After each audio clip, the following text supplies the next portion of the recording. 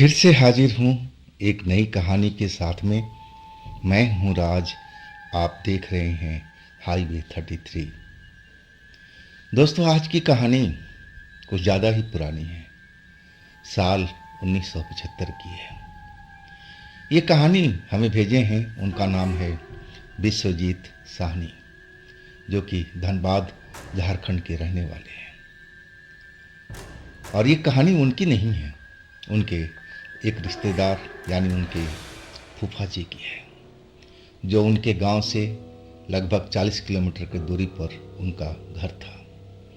अब फूफा जी उनके बहुत अमीर थे, पैसे वाले थे, ज़मीन जायदाद थी और बहुत सारे जानवर पाल रखे थे, जिसमें बकरियां, भैंस, गाय, बैल सब कुछ था। खेती बाड़ी थी। वो 1975 में भी उनके पास ट्रैक्टर था। घर में लाइसेंसी बंदूक थी। मतलब ये था कि पैसे की, धन की कोई कमी नहीं थी उनके पास में। लेकिन ना तो वो भूत प्रेत पर यकीन करते थे और ना ही ज़्यादा पूजा पाठ में ध्यान लगाते थे। अब उनके साथ जो घटना हुई, मैं वही आपको बताने जा रहा हूँ। लेकिन दोस्तों, अगर आप इस चैनल पर अभी अभी जुड़े हैं और अभी तक आपने इस चैनल को सब्सक्राइब नहीं किया है, तो प्लीज़ जल्दी से कर लीजिए और साथ में बेल आइकन को ज़रूर दबाइएगा, ताकि सबसे पहले वीडियो का नोटिफिकेशन आपके पास पहुंचे। तो शुरू करते हैं आज की कहानी। दोस्तों, मेरा नाम विश्वजीत साहनी है। मैं धनबाद रहने वाला हूँ। ये जो घटना मेरे फूफा के साथ में हुई थी, उनका नाम भवानी है।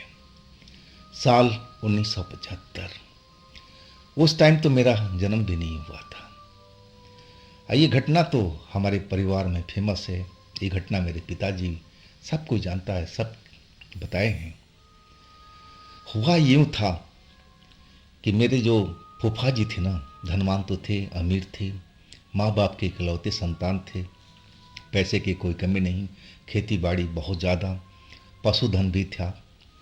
और उनका जो घर था ना, बहुत लंबा एरिया था। आधे एरिए में तो उनका रिहाइश था और आधे में उन्होंने पशु पाल रखा था, खलिहान बना रखा था। अब वो एक नया काम कर रहे थे। जो पशु वाला हिस्सा था ना, जो कि खलिहान था, वहाँ पहले तार की बाउंड्री घेरी हुई थी। अब उसकी जगह पर वो बड़ी सी बाउंड्री बनवा रहे थे। जब बाउंड्री बन करके तैयार हुई ना, कुछ दिन तक तो सही चला था, कोई भी दिक्कत, कोई भी परेशानी नहीं हुई थी। लेकिन हफ्ता दिन के भीतर ही जो जानवर थे उनके पास पालतू थे, बकरियां थी, गाय थी, भैंस थी, बैल थे, अब वो बीमार पड़ने लगे। बीमार पड़ते गए और एक एक करके मौत होती गई। अब फूफा जी बहुत परेशान हो गए थे कि आखिर इन जानवर को क्या हो गया, ये क्यों बीमार पड़ रहे हैं, इनकी मौत होती जा रही है। अब उनको समझ में नहीं आ रहा था कि क्या हुआ है, क्या गलत हो गया, जानवरों ने क्यों मरना शुरू कर दिया है। अब दवा दारू में लग गए। डॉक्टर को बुलाया गया। फूफा जी ने डॉक्टर को बुलाया, जानवर वाला। डॉक्टर आए। अब वो पशुओं का इलाज करने लगे। लेकिन डॉक्टर को समझ में नहीं आ रही थी कि ये बीमारी कौन सी है जो पशुओं की लगी है। ऐसी बीमारी वो जानते भी नहीं थे। अब वो फूफा जी को बताने लगे कि भाई साहब, ये बीमारी मुझे कुछ समझ में नहीं आ रही है, ये तो बिल्कुल मेरे पहुंच से बाहर है, लेकिन मैं इलाज कर रहा हूँ, देखते हैं क्या होता है। दवा दे रहा हूँ ताकि इनको कुछ फ़ायदा हो सके। लेकिन उस डॉक्टर के इलाज करने के बावजूद जो जानवर थे सही नहीं हो रहे थे, उल्टा और बीमार होते गए, मरते गए। अब फूफा जी बहुत परेशान हो गए थे। समझ में नहीं आ रहा था कि अब क्या करें, कैसे पशुओं को बचाएं। और आखिरकार जो गांव के लोग थे फूफा जी को बताने लगे, समझाने लगे कि भवानी, तूने कोई गलत काम किया है, तूने गांव को, देवी को शायद रुष्ट कर दिया है, नाराज कर दिया है, और तभी ये विपदा तेरे घर पर आई है।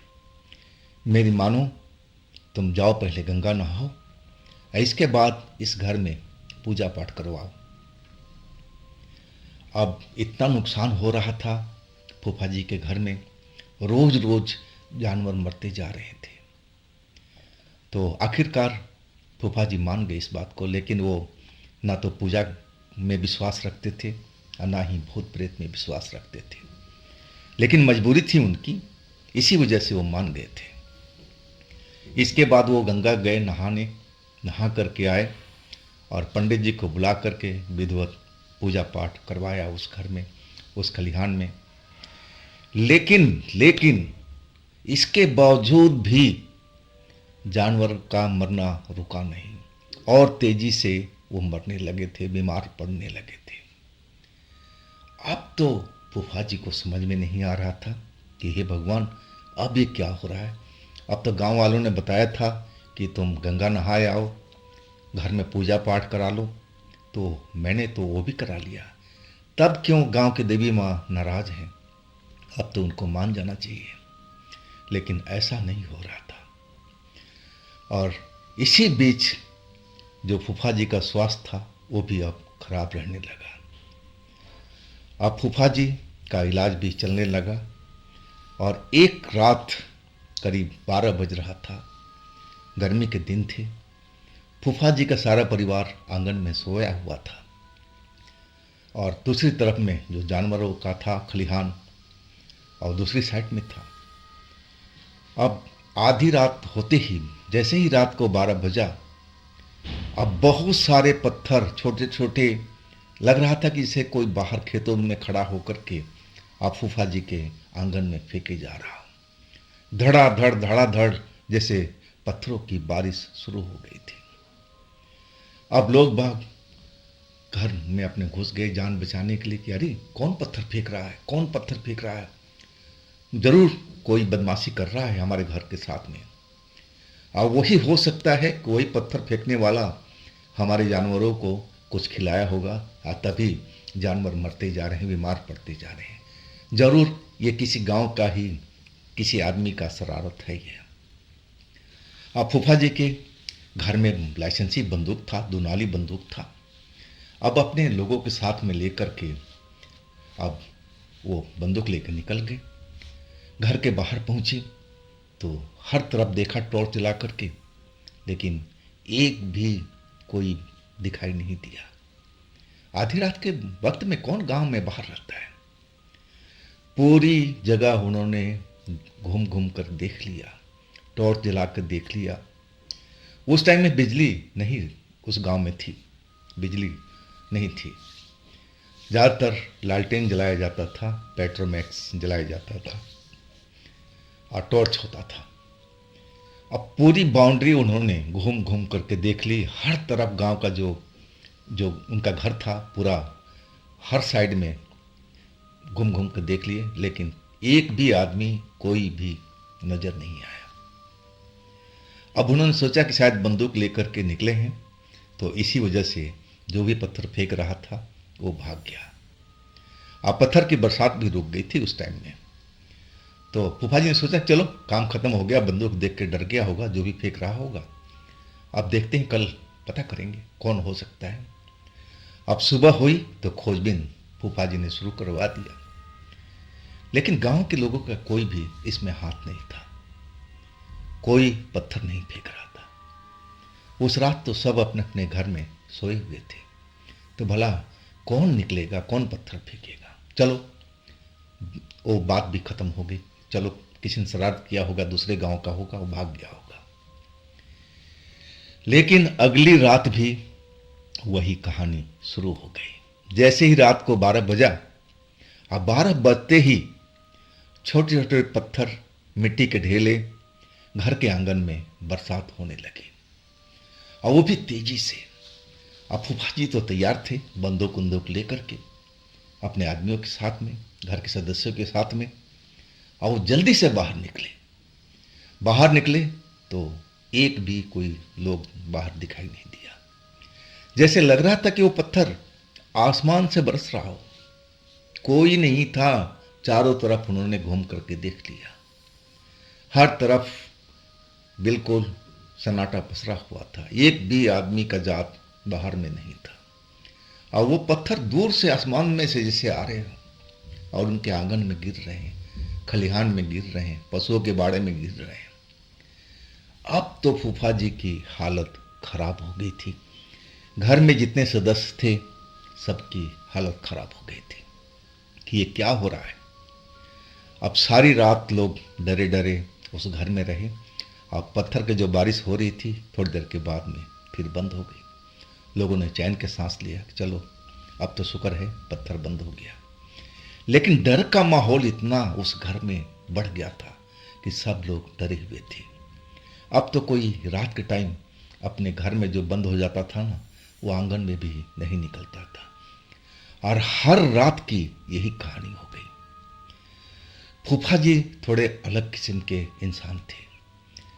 अब वो ये जो पत्थर वाली कहानी थी इसमें तो पूरा उन्होंने खोजबीन कर लिया, लेकिन उनको पता चल चुका था कि इसमें ना गांव के लोगों का हाथ है ना बाहर के गांव के लोगों का हाथ है। जरूर ये कोई देवीय शक्ति है, कोई ऐसे ही कहानी है।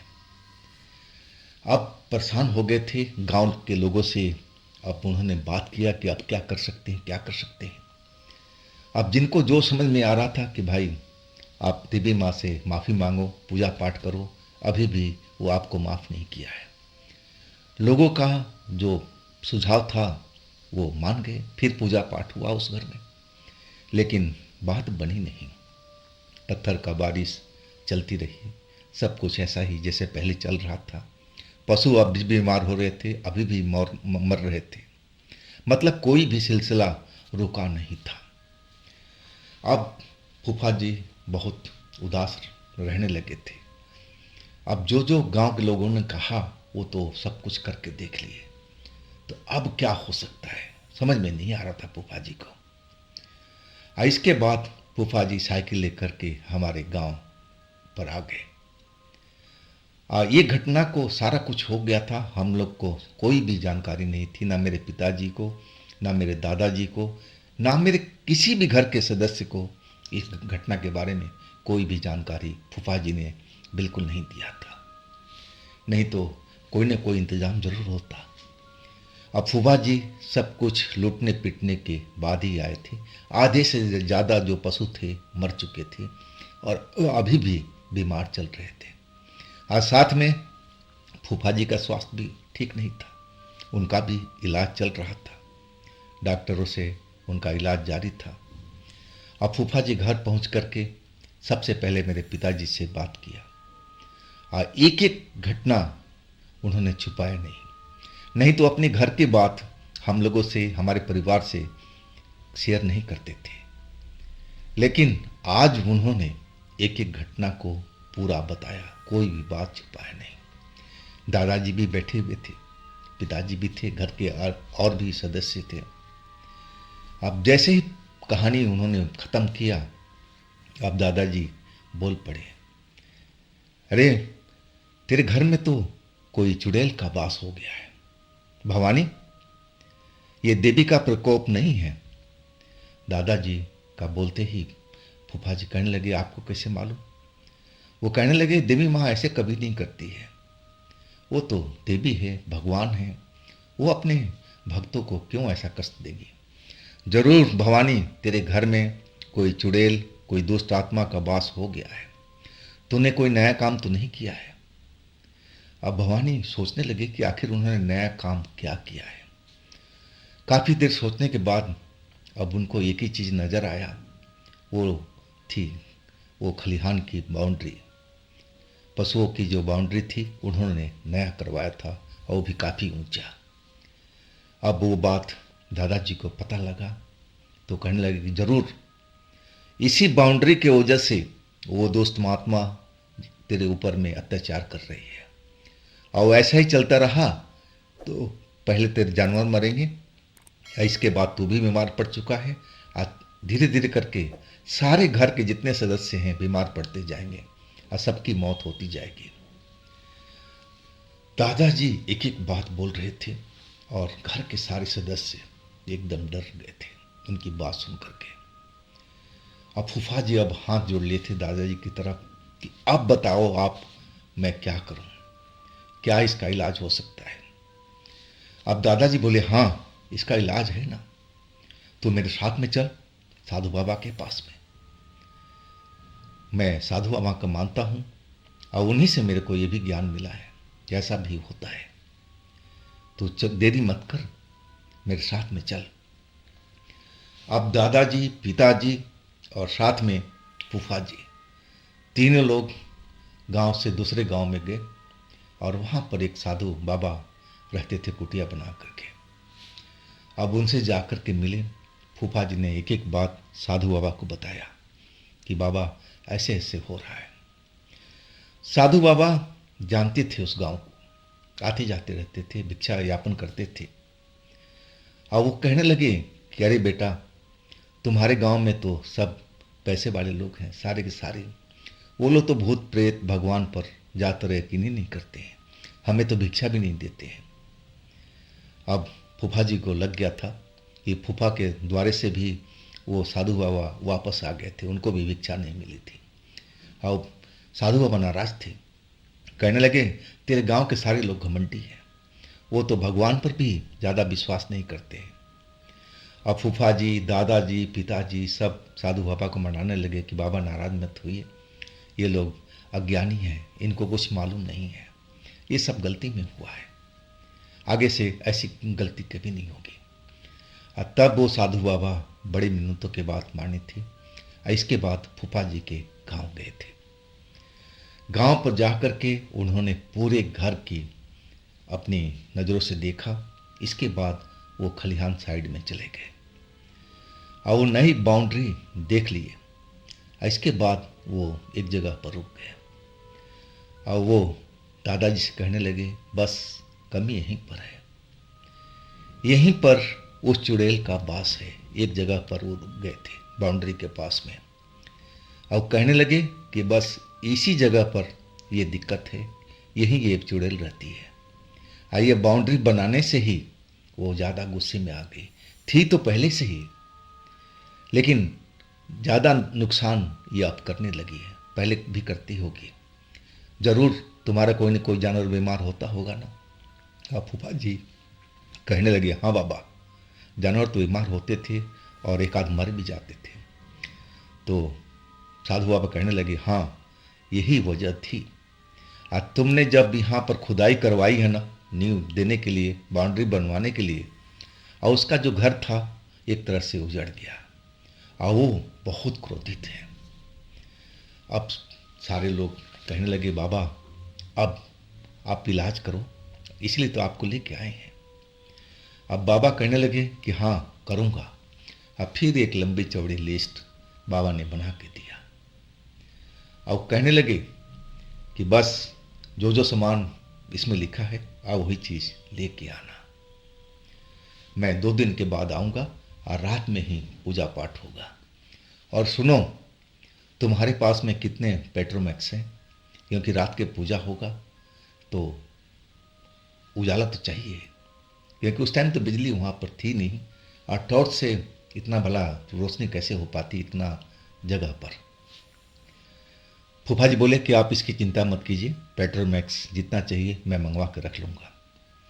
इसके बाद साधु बाबा, मेरे पिताजी, दादाजी गांव लौट आए थे। अब 2 दिन के बाद में फिर वो लोग उसी घर में गए, फूफा जी के गांव में। अब सामान आ चुका था, पूजा पाठ शुरू हो गया था। उसी जगह पर जो उनका आंगन था और उसी आंगन में पेट्रोमैक्स जला दिया गया था। सारे घर के सदस्य अब एक साइड में खड़े थे, पूजा पाठ होते देख रहे थे और साधु बाबा अब अपने पूजा में लीन थे। वो बार बार आसमान में देखते, फिर ध्यान लगाते, पूजा पाठ करते। अब रात के करीब 1:30 बज चुका था। 12 बजे से पूजा शुरू हुई थी रात को, और रात को अब 1:30 बज गया था। और वो बार बार आसमान की तरफ देखते, ना जाने क्या देख रहे थे।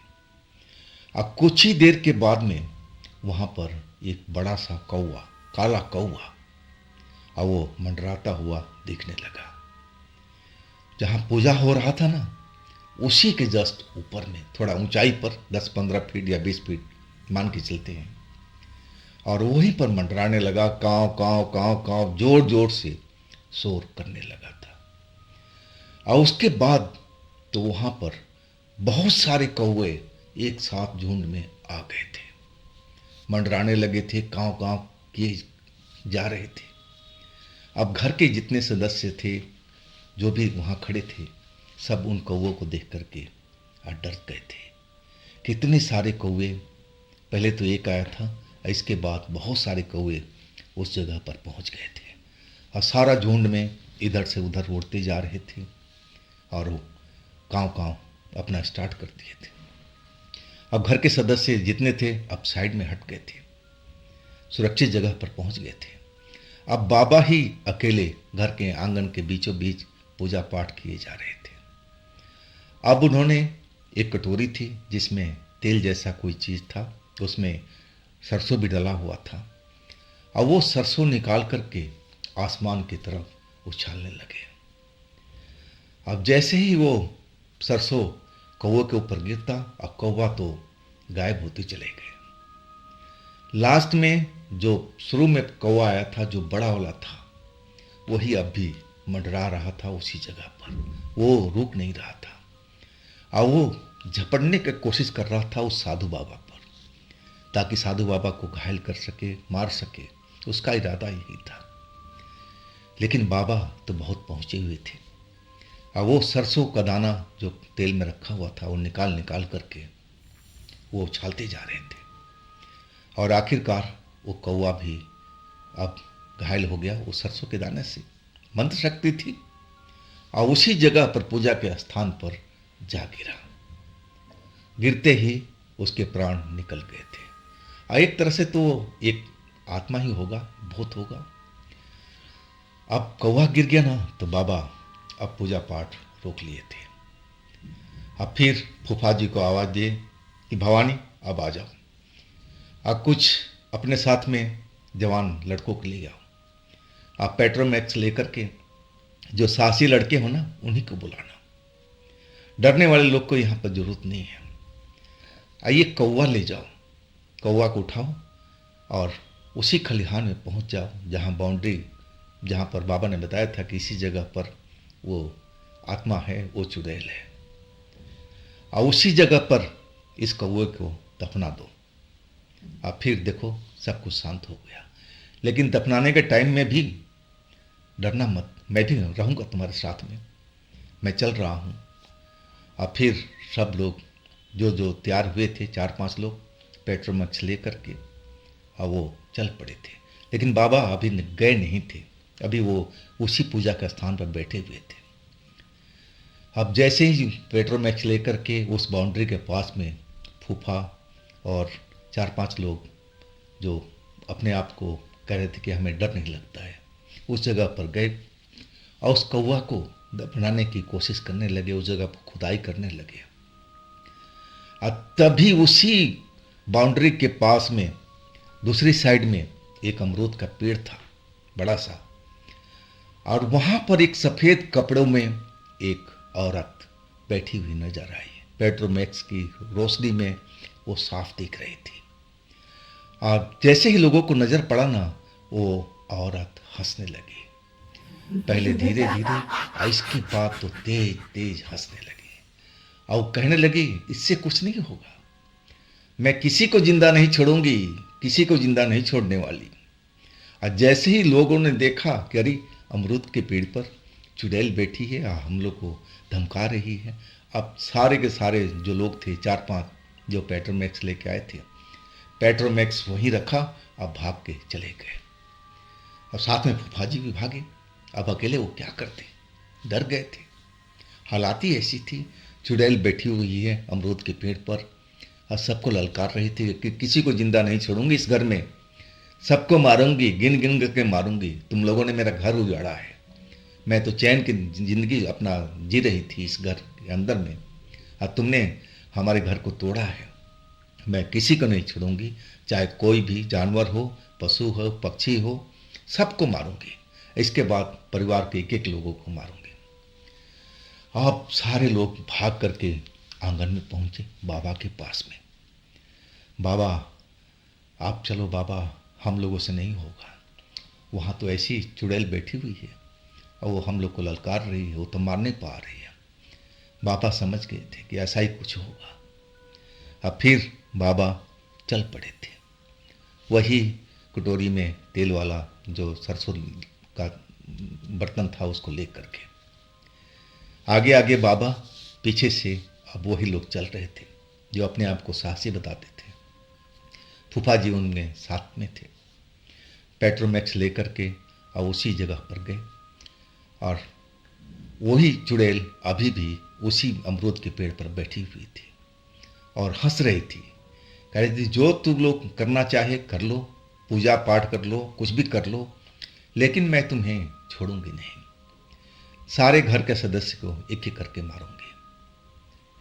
और बाबा तो डरे नहीं उसकी बात सुन करके। वो जो सरसों का दाना था ना, अब मंत्र तो था उसमें, और उठा उठा करके उस चुड़ैल के ऊपर फेंकने लगे। और जैसे ही सरसों के दाना उसके ऊपर गिरता, चिल्ला पड़ती, जैसे उसके शरीर में आग लग गया। उछलने लगी, कूदने लगी, और आखिरकार वो थक हार गई थी। अब जो भी साथ में लोग थे वो तो दूर भाग गए, फूफा जी भाग गए। उस जगह पर साधु बाबा थे और वो चुड़ैल थी। अब फूफा जी दूर खड़ा होकर के सब देख रहे थे। अब इतना वो थक चुकी थी कि वो साधु बाबा से आग्रह करने लगी कि आप शक्तिशाली हो, आप मेरे से भी ज़्यादा शक्तिशाली हो, आप मुझे बख्श दो, मुझे जाने दो। लेकिन साधु बाबा कहे कि नहीं नहीं नहीं, तुझे मैं बख्शने वाला नहीं हूँ। तुझे मैं बख्श दिया ना तो फिर इन लोगों को परेशान करेगी, इनके साथ में अत्याचार करेगी, जानवरों को मारेगी, इनको खुद को मारेगी। मैं तुझे छोड़ने वाला नहीं हूँ। और आखिरकार अपने साथ एक डिब्बा लेके आए थे, और उसमें उस चुड़ैल को उन्होंने बंद कर दिया, पकड़ लिया था उसको अपने तंत्र के शक्ति के द्वारा। उस सरसों के दाने से और पकड़ करके इस डब्बे में बंद कर दिए थे। और तब वहाँ से उस कौवे को खुदाई करके उसी जगह पर दफना दिया गया था। अब जब सारे लोग घर के अंदर लौटे ना, तब बाबा बोले कि अब डरने का कोई जरूरत नहीं है, ना कोई आवश्यकता है। लेकिन अभी भी काम खत्म नहीं हुआ है। मुझे इसी वक्त निकलना होगा। इस चुड़ैल को मुझे सुरक्षित जगह पर रखना पड़ेगा, नहीं तो कब चुड़ैल आज़ाद हो जाएगी कुछ बोल नहीं सकता हूँ। मुझे अभी का अभी निकलना होगा। इसके बाद वो अपना जो भी सामान था लेकर के उस घर से निकल गए थे। इसके बाद सब कुछ जैसे पहले था, बिल्कुल शांति। और ना तो कोई जानवर अब मर रहे थे, ना बीमार पड़ रहे थे। जो बीमार थे अब धीरे धीरे स्वस्थ होने लगे थे। फूफा जी की भी तबीयत में सुधार आ गया था। सब कुछ कहा जाए तो बस पहले जैसा हो गया था। तो ये सब तंत्र मंत्र का ही शक्ति था कि फूफा का जान, उनकी जानवरों की जान उस चुड़ैल से बची थी। और उसके बाद वो चुड़ैल उस एरिए में, उस घर के आसपास में कहीं भी नज़र नहीं आई। तो दोस्तों, ये थी आज की कहानी जो हमें भेजे थे। उनका नाम विश्वजीत साहनी है, झारखंड धनबाद से। अगर आपके पास भी ऐसी कोई घटना है जो आप मुझे भेजना चाहते हैं तो आप मुझे इंस्टाग्राम पर या मेरे व्हाट्सएप नंबर पर अपनी घटना, अपनी कहानी को रिकॉर्ड करके, लिख करके, जैसा भी आप चाहे। आप उर्दू जानते हो तो उर्दू में, हिंदी जानते हो तो हिंदी में, पंजाबी जानते हो तो पंजाबी में, जिस भाषा में आप लिखना चाहें उसी भाषा में आप सही ढंग से लिख करके कहानी को भेज सकते हैं। दोस्तों, ये भी चैनल आप ही का है, तो इसको भी अपना प्यार दीजिए ना। लाइक कीजिए, सब्सक्राइब कीजिए, शेयर कीजिए। अब फिर हम मिलते हैं अगले रोज एक नई घटना, एक नई कहानी में। आप लोग अपना ख्याल रखिएगा, ध्यान रखिएगा। नमस्कार।